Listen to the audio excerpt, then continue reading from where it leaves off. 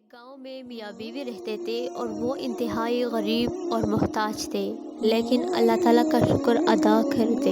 2-3 دن ہو گئے انہوں نے کھانا نہیں کھایا تو میاں نے بیوی سے کہا کہ تم تندور میں آگ جلا دو تاکہ ہمارے پڑوسیوں کو یہ نہ لگے کہ یہ لوگ غریب ہیں۔ تو بیوی نے ایسا ہی کیا، اپنے شوہر کے کہنے پر تندور میں آگ جلائی۔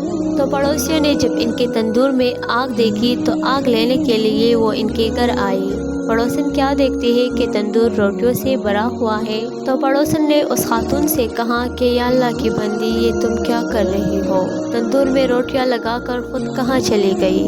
روٹیاں جل جائے گی، ادھر آؤ اور روٹیوں کو دیکھو۔ جب بیوی نے یہ سنا تو بیوی بہت پریشان ہوئی اور آگے کیا دیکھتی ہے کہ تندور روٹیوں سے بھرا ہوا ہے۔ پھر اس نے وہ روٹیاں اتاری اور اپنے شوہر کے پاس رکھی اور بیٹھ کر سوچنے لگی، یہ کیسا معجزہ ہے؟